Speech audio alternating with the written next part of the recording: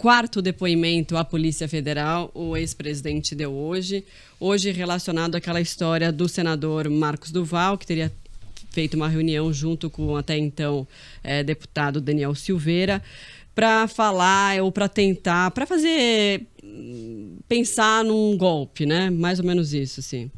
E aí o ex-presidente, depois que ele chegou ali por volta da 1h30, a Polícia Federal, né, para prestar o depoimento, e o inquérito trata do suposto envolvimento do ex-presidente em uma conspiração golpista com o senador licenciado Marcos Duval, do Podemos, e o então deputado federal Daniel Silveira, do PTB. Bolsonaro entrou sem falar com a imprensa, mas falou no final. No final ele falou... Uma das coisas que ele falou é que não teve tentativa de golpe no dia 8 de janeiro, não teve tentativa de golpe, que eram senhorinhas, que não tinha nem faca, não tinha nada na mão, não foi uma tentativa de golpe. Diz que teve esse encontro com o Marcos Duval, foi um encontro que ele teve como poderia ter com qualquer outro parlamentar, né, na avaliação dele, foi rápido, 20 minutos, e não trataram sobre isso. E aí, hein, o ex-presidente vai se complicando cada vez mais, né? Assim, é impressionante, né? A quantidade de inquéritos que vão se desdobrando, porque se a gente for pensar, a história, por exemplo, da carteirinha de vacinação que foi modificada, veio do inquérito, se não me engano, daquele relatório, né, da Polícia Federal, daquela live em que eles mostraram o relatório da Polícia Federal que poderia ter algum probleminha ali no sistema eletrônico, mas assim, de urna, né? Mas o que foi comprovado que não tinha nada a ver, enfim, era só uma investigação como tantas outras, né? E aí o negócio foi desenrolando, foi puxando o fio, e aí chegaram a essa questão aí do celular do Mauro Cid e outras coisas. E aí, o que vocês acham, hein, que vai rolar? Essa história, você acha que dá alguma coisa, assim, do Marcos Duval? Marcos Duval que deu o depoimento, né, falou sobre isso, depois voltou, e uma loucura total, né? Parece uma conspiração meio tabajara, né? Uma ação dos trapalhões, assim, o Didi, Mocó com o Mussum e o Zacarias. O Marcos Duval é um personagem sui generis, deu aquela entrevista para a revista Veja, depois se arrependeu, voltou atrás, disse que era uma estratégia. Estratégia de quê, né? Uma estratégia que não dá para entender direito o porquê dessa estratégia. Passou a ser bombardeado pelos bolsonaristas quando fez isso. Depois disse que ia renunciar ao cargo de senador, não renunciou ao cargo de senador, continuou no cargo de senador. E aí entrou na CPI do 8 de janeiro e não tem mais nenhuma condição dele continuar, não tinha nenhuma condição dele continuar participando dessa CPI. Sim, aí apareceu um atestado médico, então ele se afastou do Senado e agora está afastado da casa. Então é um episódio que mostra assim, de fato ali tinha alguma tentativa de conspiração ou de dar um golpe de Estado, foi uma tentativa completamente falida, né? Faltou ali um pouco de competência para dar um golpe de Estado e também falta, assim, um pouco desse caráter meio lunático que tinha esse governo anterior em alguns aspectos da articulação política deles, né? Então havia essa visão de que poderiam resolver as coisas da maneira como eles achavam que dava para resolver ali. E o Marcos Duval surgiu com essa teoria. O Bolsonaro, de fato, esteve com ele, não podia negar que se reuniu com ele, disse que foi uma conversa trivial, que estavam conversando sobre filiação partidária no PL, que talvez o Marcos Duval sinalizou que poderia mudar de partido. É difícil saber, ninguém gravou a conversa dele com o presidente, mas o fato é que ele jogou essa história no ventilador.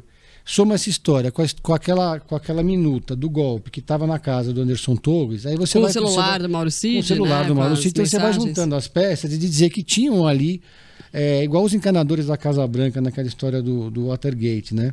São uns patetas que estavam tentando articular um golpe de Estado. Se o presidente da época sabia ou não, a gente não tem como saber. Mas o presidente estava se reunindo com essas pessoas. Então, assim, era um golpe que não era factível, não tinha nenhuma chance de dar certo. Mas estavam costurando essa história. Provavelmente eles amarraram uma bomba relógio neles mesmos para estourar depois que o governo acabou. Né? Não, e aí foram surgindo, né? E aí você vai amarrando, né, a história, vão surgindo cada vez mais elementos nessa história toda, né?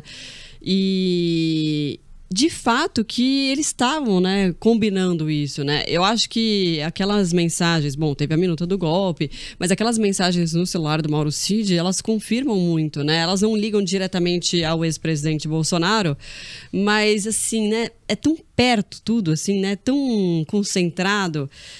E o Coronel Lawand, né, mandou aquela mensagem que ficou bastante conhecida, que a Veja deu, né, primeiro, falando que não, precisa dar o golpe, precisa convencer o presidente, porque senão ele vai ser preso, tal.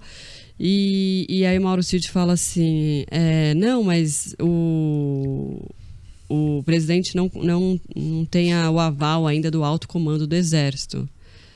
Né? Então, assim, o alto comando do Exército, o Exército não topou. Basicamente não topou, senão poderia, de fato, rolar um golpe, né? Assim, o Exército não embarcou nessa. E o interessante, né, Pedro e Marcela, é que assim, as peças do quebra-cabeça elas vão se encaixando.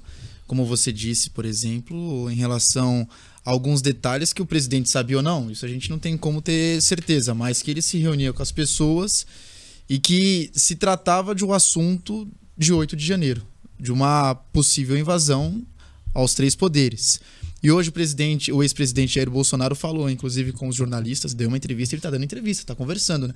Deu 2 entrevistas para a Folha recentemente, algo que era visto como um veículo de imprensa assim, antagonista ao governo e rival, né? Ele tratou a Folha como rival, deu entrevistas e hoje ele falou que jogou nas 4 linhas mais uma vez da Constituição, apesar de tudo que aconteceu. Isso mostra o quanto que esse grupo político é limítrofe. O ex-presidente Jair Bolsonaro é uma figura limítrofe, tem dificuldades de compreensão de cenário.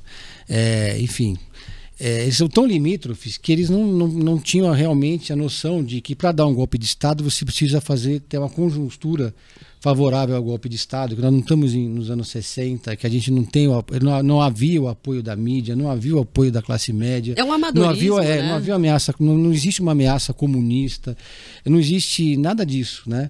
Então, é realmente uma viagem na maionese, né? Eles, assim, para dizer o mínimo, para dizer o mínimo. Então, eles estavam achando que simplesmente, mesmo que tivesse o apoio do alto comando, não é assim que funciona.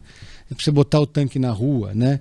Então existe uma comunidade internacional, existe toda uma conjuntura e um cenário político. E uma sociedade que não apoia isso, que não apoia. Então eles não tinham nenhum apoio de nenhum setor, muito menos das Forças Armadas. Tinha algumas pessoas dentro das Forças Armadas que poderiam apoiar esse tipo de coisa. Sim. Aí eles passam essa mensagem e o pessoal vai ficar rezando pro pneu na frente do quartel. Então você criou toda aquela mobilização, porque as pessoas até o final achavam que poderia realmente haver um golpe de Estado, mas não existe a menor condição hoje, né, no ano passado, em 2022, de ter um golpe de Estado. Mas também não eram senhorinhas nem senhorzinhos que invadiram a sede dos 3 poderes. Exatamente. E o ex-presidente bate muito nessa tecla, né? Que não foi tentativa de golpe. Pelo amor de Deus, ele fala, né? Daquele jeito dele. Pelo amor de Deus, não foi tentativa de golpe. Eram lá pessoas protestando, famílias. E não, né? São pessoas que depredaram o patrimônio público na sede dos 3 poderes. Custou milhões aí pros cofres, né? Mas não é nem só essa questão, né, do dano material. Acho que fica algo que é além, né, da questão material ali. Já é uma tentativa de você minar mesmo a democracia, né? Isso é angustiante.